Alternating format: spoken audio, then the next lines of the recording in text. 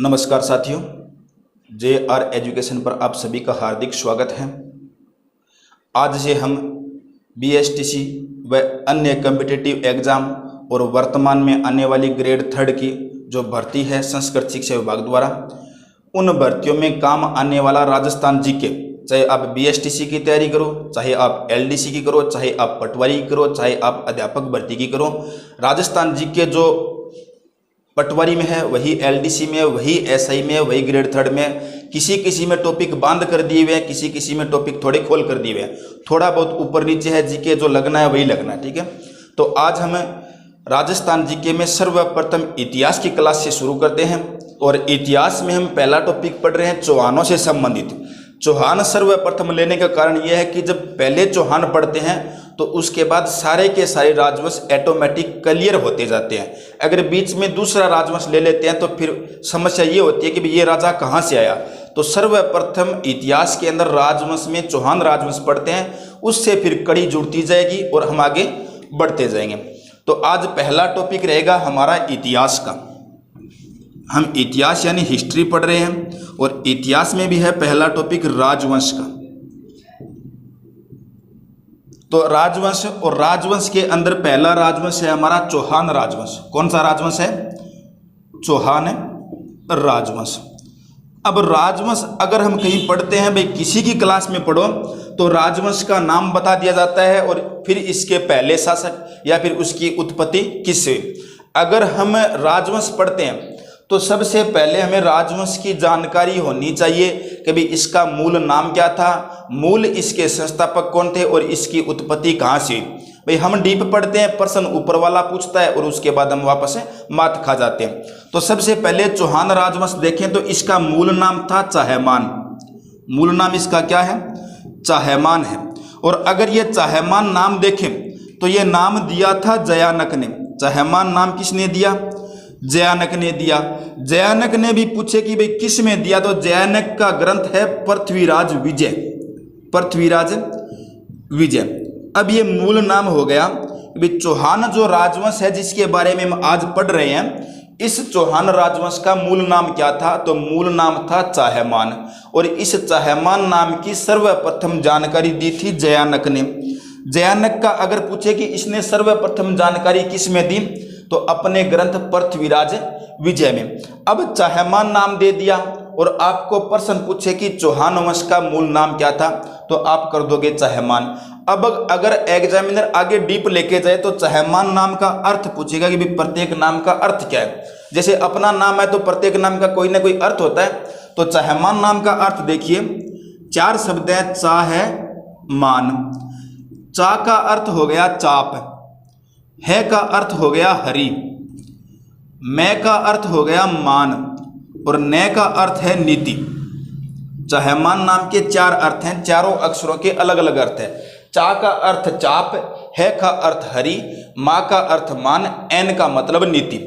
चाप का अर्थ होता है धनुर्विद्या में निपुण। जो धनुर्विद्या में निपुण होते हैं उसको चाप कहा जाता है। तो चा का अर्थ चाप यानी धनुर्विद्या में निपुण जो शासक है वह चौहान वंश का होगा।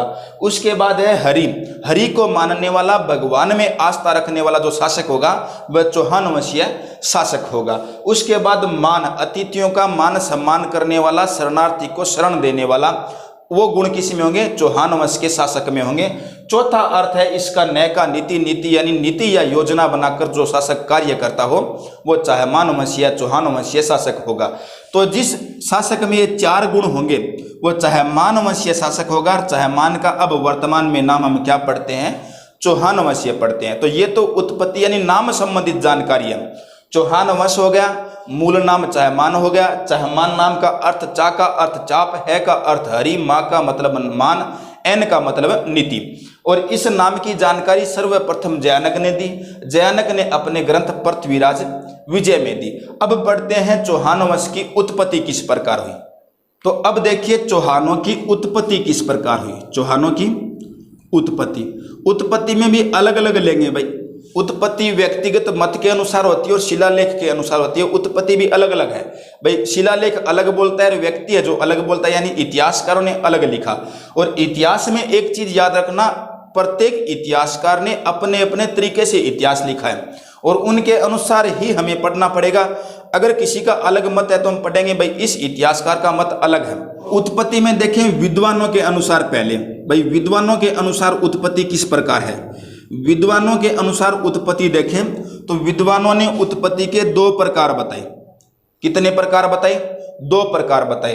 एक तो बताया अग्निवंशीय अग्निकुंड उत्पत्ति, अग्निकुंड या अग्निवंशीय, और दूसरा जो प्रकार बताया वो बताया सूर्यवंशीय, सूर्यवंशी। ये विद्वानों के अनुसार है, अग्निकुंड या अग्निवंश और सूर्यवंश। अग्निकुंड से मानने वाले अगर विद्वान देखे तो तीन विद्वान थे। एक तो था चंद्रबरदाई, चंद्रबरदाई, इसका जिक्र हम पृथ्वीराज चौहान जब तृतीय पढ़ेंगे तब करेंगे। उनका दोस्त और दरबारी कवि था। तो एक तो चंद्रबरदाई हो गया, दूसरा हो गया मुणोत नैणसी, मुणोत नैणसी। तीसरा जो व्यक्ति है वह है सूर्यमल मिश्रण, सूर्यमल मिश्रण। इन तीनों विद्वानों के अनुसार कितने हो गए? तीन हो गए, चंद्रबरदाई, मुणोत नैणसी, सूर्यमल मिश्रण। इनके अनुसार चौहानों की जो उत्पत्ति है वह अग्निकुंड या इनका मत अग्निवंशीय मत है। तो इनके अनुसार कौन सा मत हो गया? अग्निवंशीय हो गया। सूर्यवंशी में देखें तो एक तो जयानक का नाम लिख लो, जयानक हो गया। गौरी शंकर हीराचंद ओझा हो गए, गौरी शंकर हीराचंद ओझा यानी GH ओझा, इनके अनुसार सूर्यवंशी। एक जोधराज थे, इनका भी मत सूर्यवंश की ओर है। फिर उसके बाद नरपति नाल है, इनका वंश मत भी सूर्यवंश की तरफ है। तो ये हो गए सूर्यवंशी वाले, ये चंद्रवंशीय। तो आप देखना इन तीनों को छोड़कर बाकी अदर जो निकलते हैं, भाई इनका चार का ही नाम याद नहीं रखना है, इन तीनों को छोड़कर जो भी निकलते हैं वो सारे के सारे सूर्यवंशी होंगे। अब बीच में एक व्यक्ति आएगा राजस्थान भूगोल और इतिहास में बार बार, जेम्स टोड। इस व्यक्ति का नाम हमेशा याद रखना, कर्नल जेम्स टोड। ये बीच वाला व्यक्ति ये है, भाई कुछ उल्टे काम करने हो, किसी के पीछे बोलना, तो इसका काम था। तो कर्नल जेम्स टोड ने पहले तो कहा कि इनकी उत्पत्ति विदेशियों से हुई। किससे हुई? विदेशियों से। याद रखना भाई कर्नल जेम्स टोड है जो खुद विदेशी था, तो इसने किससे बताई? विदेशियों से बताई। और विदेशियों में इसका एक समर्थन करता है स्मिथ नाम का, स्मिथ जो इतिहासकार है वो भी समर्थन किसका करता है? जेम्स टोड का। अब अगर पूछे कि भी विदेशियों में कहां से हुई, इन्होंने विदेशी बता तो दी, तो विदेशियों में शक व सीथियन जाति से इन्होंने उत्पत्ति बताई चौहानों की। तो तीन मत हो गए। अग्निकुंड में तीन व्यक्ति है, चंद्रबरदाई, सूर्यमल मिश्रण, मुणोत नैणसी। इसमें अलग जितने भी बचते हैं सारे याद कर लेना। दो व्यक्ति याद रखना, जेम्स टोड और स्मिथ। इनके अनुसार चौहान वंश की उत्पत्ति विदेशियों से हुई, यानी शक व सीथियन जाति से हुई। सिर्फ याद तीन रखने हैं, बाकी ऑटोमेटिक याद हो जाएंगे। अग्निकुंड या अग्निवंशीय मत याद रखना है। अब अगर ये तो हो गई व्यक्तिगत मत के अनुसार, इसमें अगर उत्पत्ति विद्वानों के बाद हम शिलालेखों से देखें, किससे? शिलालेखों से। शिलालेखों में आपको दो शिलालेख याद रखने हैं। कितने शिलालेख याद रखने हैं? भाई दो प्रकार विद्वानों के अनुसार दो ही शिलालेख याद रखने। कितने शिलालेख? दो शिलालेख। एक शिलालेख तो है बिजोलिया शिलालेख, याद रखना, एक बिजोलिया और दूसरा सुंदा माता शिलालेख। एक तो बिजोलिया शिलालेख, बिजोलिया शिलालेख, और दूसरा याद रखना आप सुंदा माता शिलालेख। कौन सा? सुंदा माता शिलालेख। ये तो है भीलवाड़ा में, बिजोलिया भीलवाड़ा में, और ये है जालोर में। दोनों के अलग अलग मत हैं। सुंदा माता मंदिर कहाँ? जालोर में। प्रथम रोपवे वाला याद आ गया। तो सुंदा माता जालोर और बिजोलिया शिलालेख भीलवाड़ा के अनुसार इनकी उत्पत्ति चौहानों की। बिजोलिया शिलालेख भीलवाड़ा वाला ये तो मानता है वत्स गोत्रीय ब्राह्मणों से, वत्स गोत्रीय ब्राह्मणों से। अब आपको ना कि वत्स गोत्र याद रखना, ना कुछ और, अलग अलग जगह वत्स गोत्र दिया हुआ है, आप ब्राह्मणों से याद रखना। ब्राह्मणों से उत्पत्ति कौन मानता है? बिजोलिया शिलालेख भीलवाड़ा का। अब इसमें वत्स गोत्र याद रखो या ना रखो, ब्राह्मण जरूर याद रखना। इनसे उत्पत्ति किसकी है?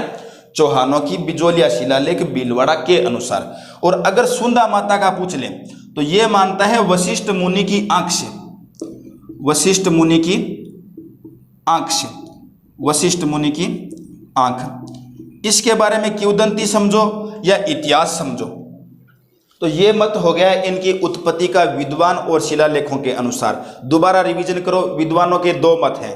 कितने मत हैं? दो मत, अग्निवंशीय और सूर्यवंशीय।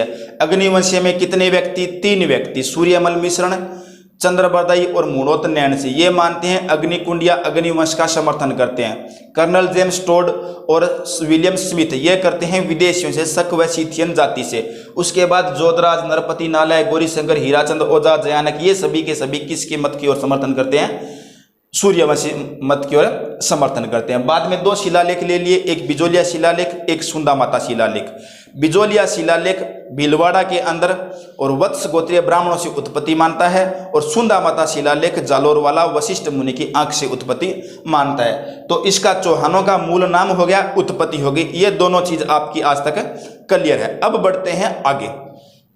अब देखिए उत्पत्ति के बाद इसकी स्थापना, चौहान वंश की स्थापना किसके द्वारा हुई, या चौहान वंश का आदि पुरुष कौन था? सर्वप्रथम कहा जाता है एक व्यक्ति आता है वासुदेव नाम का, वासुदेव चौहान। अब वासुदेव जो चौहान है, इसका चौहान नाम बाद में पड़ता है। सांबर झील के जो आसपास का क्षेत्र था, किंवदंती समझो, इतिहासकार, सांबर झील के जो आसपास का क्षेत्र था उस क्षेत्र को ये वासुदेव चौहान अपनी तलवार की नोक पर जीत लेता है, पूरे क्षेत्र पर अधिकार कर लेता है, और उस क्षेत्र का नाम क्या है? सांबर है। तो अपनी तलवार की नोक पर वासुदेव चौहान सांबर क्षेत्र या सांबर के आसपास के क्षेत्र को विजित करता है 551 ईस्वी में। कब करता है? 551 ईस्वी में, और कहता है कि आज से इस क्षेत्र पर मेरा और मेरी आने वाली पीढ़ियों का अधिकार होगा। यानी सांबर झील पर अधिकार कर लिया, और फिर राजवंश चलाया। कौन सा? चौहान राजवंश। इसकी उत्पत्ति बाद में होती है, नाम तो जयानक के अनुसार मिलते हैं। तो चौहान जो राजवंश है इसकी उत्पत्ति मानी जाती है वासुदेव चौहान से, और वासुदेव चौहान ने 551 ईस्वी में चौहान राजवंश की नींव रखी। अब सांबर क्षेत्र को विजित कर लिया, और विजित करके नींव रखी। एक शिलालेख हम पढ़ के आए थे, बिजोलिया शिलालेख। कौन सा शिलालेख? बिजोलिया शिलालेख। पूरा नाम लिखें, बिजोलिया शिलालेख। बिजोलिया शिलालेख का मत है कि सांबर झील का निर्माण किसने करवाया? वासुदेव चौहान ने। अन्य इतिहासकार कोई भी पढ़े तो उनके अनुसार सांबर क्षेत्र विजित किया था किसने? वासुदेव चौहान ने। अगर मत पूछे कि भी बिजोलिया शिलालेख के अनुसार सांबर झील का निर्माण किसने करवाया, तो वासुदेव चौहान ने। झील एक है लेकिन मत कितने हो गए? 2। बिजोलिया वाला अलग है कि भाई सांबर का निर्माण करवा दिया, और अन्य जितने भी मत है उनके अनुसार सांबर क्षेत्र को विजित किसने किया? वासुदेव चौहान ने। अब जब सांबर क्षेत्र को विजित किया तो इसका पहले मूल नाम था स्पाद लक्ष्य। क्या नाम था? स्पाद लक्ष्य। फिर उसके बाद धीरे धीरे इसका नाम अपभ्रंश होता गया, बाद में नाम पड़ा शाकंभरी। शाकंभरी नाम पड़ा, और शाकंभरी चौहानों की कुल देवी भी है। और शाकंभरी के बाद वर्तमान नाम अब इसका क्या है? सांबर है। तो शुरुआत का अगर सांबर का मूल नाम पूछे तो स्पाद लक्ष्य, उसके बाद शाकंभरी, और उसके बाद सांबर।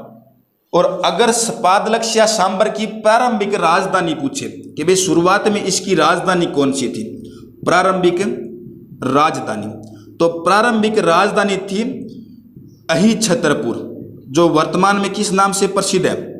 नागौर के नाम से। प्रारंभिक राजधानी की बात करें, अब राजधानी की बात हो रही है वासुदेव के शासनकाल की, यानी सांबर की। जब अजमेर में हम बहुत सारे चौहान पढ़ते हैं, और लगभग कई इतिहासकार या कई महानुभाव है जो अजमेर से चौहानों की शुरुआत करते हैं। चौहानों की शुरुआत सांबर से हो जाती है, और तब इनकी राजधानी अहिछत्रपुर होती है, और अहिछत्रपुर का वर्तमान में नाम है नागौर। तो सांबर की प्रारंभिक राजधानी अहिछत्रपुर, स्पाद लक्ष्य, शाकंभरी इसके मूल नाम थे। तो ये तो होगी राजधानी संबंधित बात। अब देखिए चौहानों की अगर हम शाखाएं पढ़े कि भाई कौन सी शाखा है और कौन कौन सी शाखा में कौन कौन से चौहान और इन्होंने अपनी शाखा कहाँ कहाँ पर चलाई, तो अब हम चौहानों की शाखाएं पढ़े। चौहानों की शाखा ध्यान से सुनना, एक चौहान राजवंश पढ़ेंगे उसमें सारी की सारी शाखाएं एक साथ क्लियर होती जाएगी।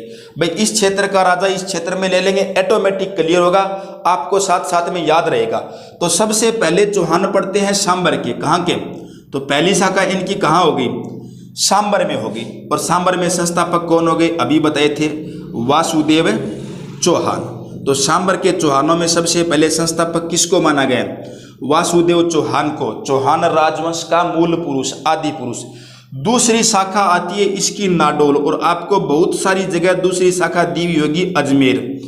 अजमेर से पहले शुरू हो गई थी ये, नाडोल पाली में लक्ष्मण चौहान चला गया था, वो भी बताऊंगा भाई, शासक पढ़ते जाएंगे उसके साथ साथ में। तो दूसरी नाडोल में होती है, नाडोल का संस्थापक होता है लक्ष्मण चौहान। कौन सा होता है? लक्ष्मण चौहान। नाडोल के बाद इनकी शाखा आती है अजमेर वाली चौहानों की, तीसरी शाखा। ये क्रम भी है, बीच में उल्टा पुल्टा नहीं है, पूरा क्रम वाइज है। अजमेर है, अजमेर का संस्थापक था अजय राज चौहान। अब कहीं अर्णोराज मत कर देना, अजय राज चौहान। और अजमेर के बाद होगी रणथंबोर वाली शाखा, 4 नंबर। कौन सी है चौहानों की? रणथंबोर। और रणथंबोर में है गोविंद राज। कौन सा है? गोविंद राज। इस चौहानों में एक गोविंद राय भी आएगा, वो सेनापति होगा, अलग होगा। यह शासक है गोविंद राज चौहान रणथंबोर का। गोविंद राज के बाद अगर देखें रणथंबोर के बाद तो आती है जालोर। कौन सी आएगी? जालोर शाखा आएगी। और जालोर के थे कीर्तिपाल, कीतु एक महान राजा वाले, कीर्तिपाल चौहान। जालोर के संस्थापक कीर्तिपाल, और इनकी शाखा के आगे नाम लग गया जालोर के सोनगरा चौहान। अब सोनगरा क्यों लगा वो जब जालोर पढ़ेंगे तब बताया जाएगा। जालोर के बाद आता है बूंदी। बूंदी, बूंदी के थे हाड़ा। हाड़ाओं का इतिहास भी अलग, बहुत खूबसूरत इतिहास है। बूंदी के देवा हाड़ा हो गए, देवा हाड़ा, ये चौहानों की शाखा है, देवा हाड़ा। और अंतिम इनकी शाखा है सिरोई वाली, सिरोई। सिरोई में थे देवड़ा चौहान, तो मूल था व्यक्ति लुम्बा देवड़ा, लुम्बा देवड़ा। इतनी चौहानों की शाखा है, कंठस्थ याद कर लेना, प्रश्न बन सकता है। पहली थी सांबर, सांबर का संस्थापक हो गया वासुदेव चौहान। 2 नंबर पर पढ़ते हैं अजमेर की बजाय नाडोल, क्योंकि नाडोल पहले है, बहुत सारी जगह अजमेर पहले दिया हुआ है, तो नाडोल का हो गया लक्ष्मण चौहान। नाडोल के बाद आती है अजमेर, अजमेर का हो गया अजय राज चौहान। और अजमेर के बाद आएगा रणथंबोर, रणथंबोर का हो गया गोविंद राज, ना कि गोविंद राय। उसके बाद हो गया जालोर, जालोर का था कीर्तिपाल सोनगरा, कीतु एक महान राजा की उपाधि थी इसको। उसके बाद आती है बूंदी, बूंदी में थे हाड़ा चौहान, और हाड़ों में था देवा हाड़ा। और सिरोई में हो गए देवड़ा, जो कि लुम्बा देवड़ा चौहान था। ये चौहानों की शाखाएं हो गई। अब बढ़ते हैं चौहानों की बची हुई चीजें आगे। तो देखिए चौहानों की 7 शाखाएं देख ली, और अब एक एक शाखा का गहनता से अध्ययन करते हैं। इतनी पूरी चीजें मेरे हिसाब से आपको याद हो गई होगी, एकदम डीप भी नहीं थी, ऊपर ऊपर का सारा सिस्टम था। इनमें से प्रश्न बन सकते हैं। अब पढ़ते हैं क्रम वाइज, जो गाइडों में दिया होता है चौहान वंश जो भी है, जितने भी राजवंश है सारे अपने अपने तरीके से। तो पहले हम शुरू करते हैं सांबर से। सांबर के चौहान, सबसे पहले सांबर के चौहान, सांबर के चौहानों से चौहानों की शुरुआत करते हैं। और सांबर के चौहान में सर्वप्रथम राजा लेते हैं हम दुर्लभ राज। कौन सा? दुर्लभ राज। पहला शासक कौन सा पढ़ रहे हैं भाई? वासुदेव चौहान को संस्थापक मान लिया, शासक कहाँ से शुरू कर रहे हैं? दुर्लभ राज से कर रहे हैं। और दुर्लभ राज जो है यह वत्स राज का सामंत था। वत्स राज, वत्स राज था गुर्जर प्रतिहार शासक, गुर्जर प्रतिहार शासक। अब सामंत क्या हो गया? समझो ये एक ए शासक है, एक बी है और एक सी है। सबसे शक्तिशाली जो वो है बी है, बी से थोड़ा कमजोर ए है और ए से कमजोर सी है। तो ए जो है वो अपने अधीन किसको रखेगा? सी को रखेगा। और ए को अधीन कौन रखेगा? बी। तो बी का सामंत हो गया ए, और इस सामंती व्यवस्था में आगे की कड़ी में ए के जुड़ेगा सी। तो गुर्जर प्रतिहार थोड़े शक्तिशाली थे, और गुर्जर प्रतिहारों में शासक था वत्सराज। और इस वत्सराज का सामंत कौन था? दुर्लभ राज था। अब वत्सराज तब शासक होता है, उस टाइम बंगाल में एक शासक होता है पाल वंशीय। कौन से वंश का?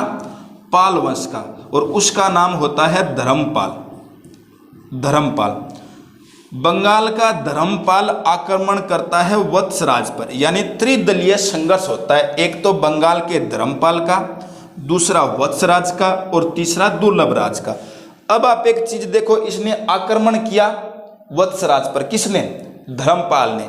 वत्सराज तुरंत संदेश भेजेगा दुर्लभ राज को कि मेरे ऊपर हमला हो गया, मेरे ऊपर संकट आया, और आक्रमण किसने किया? धर्मपाल ने। अब दुर्लभ राज को युद्ध करना पड़ेगा किसके साथ?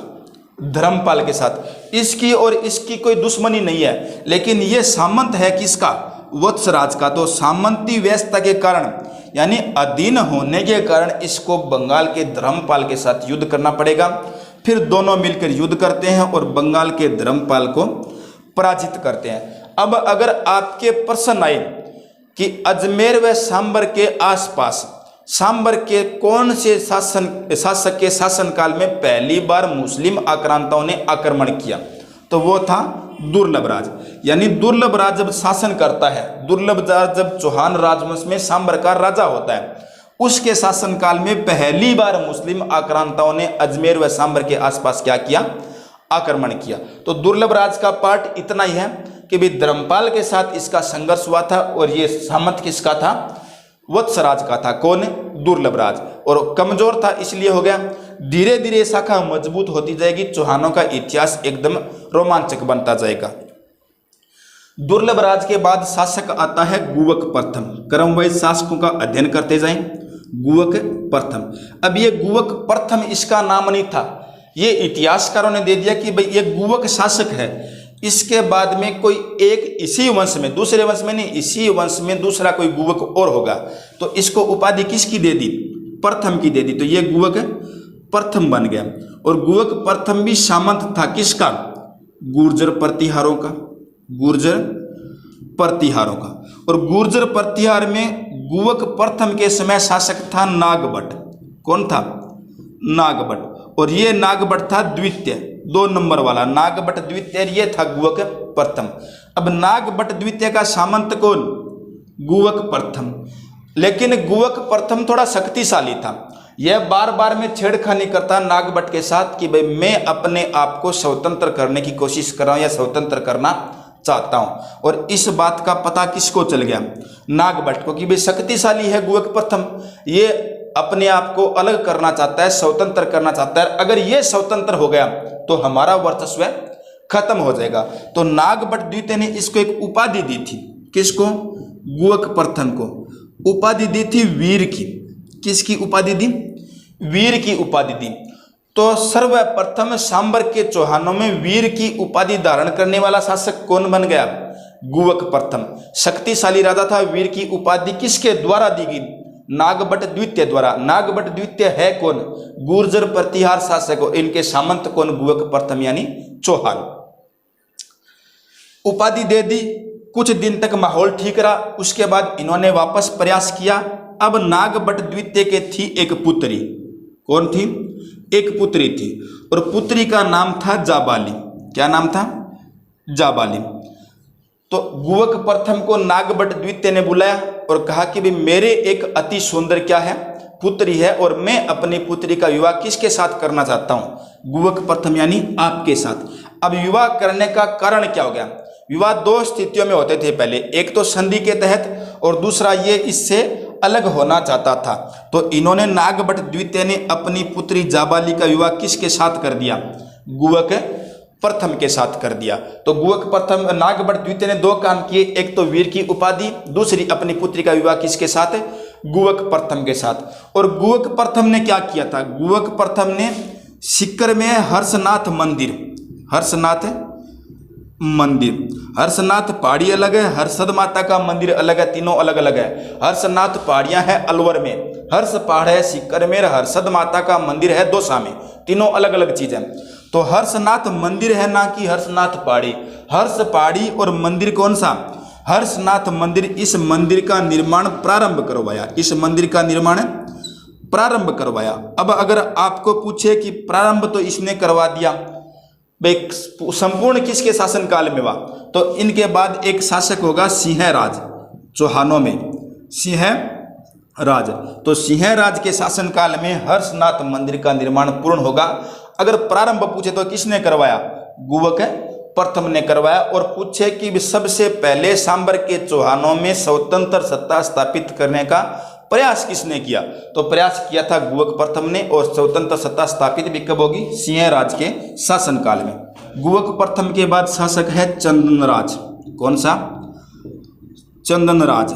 चंदनराज ने अपने जीवन काल में कुछ नहीं किया था। अब इसका नाम क्यों आया? जो कुछ किया उसकी रानी ने किया, उसकी रानी, और इस रानी का नाम था आतमप्रभा। क्या नाम था? रुद्र प्रदेश की राजकुमारी रुद्राणी या आतमप्रभा, इसके दोनों नाम इसी के हैं, आतमप्रभा। ये आतमप्रभा जो थी यह योग साधना में निपुण थी, योगा में नहीं थी, जो ऐसे करते हैं वो, योग साधना में निपुण थी। और रुद्राणी थी जो अजमेर में है पुष्कर झील। कौन सी? पुष्कर झील। इस पुष्कर झील के किनारे हर रोज 1000 दीपक प्रज्वलित करती। कितने दीपक? 1000 दीपक प्रज्वलित करती रुद्राणी यानी आतमप्रभा, चंदनराज की रानी यानी पत्नी। रोजाना 1000 दीपक प्रज्वलित करती, योग साधना में निपुणता हासिल करने के लिए भगवान शिव की प्रतिमा के आगे। ये प्रश्न सेकंड ग्रेड में भी आया हुआ है, फर्स्ट ग्रेड में भी आया हुआ है। तो पुष्कर झील अजमेर में, पुष्कर झील के किनारे रोजाना 1000 दीपक प्रज्वलित करने वाली रानी का नाम रुद्राणी या आतमप्रभा। रानी किसकी? चंदनराज की। कितने दीपक? 1000 दीपक। किसके सामने? भगवान शिव की प्रतिमा के सामने। क्यों? सर्पदंश व योग साधना में निपुणता के लिए।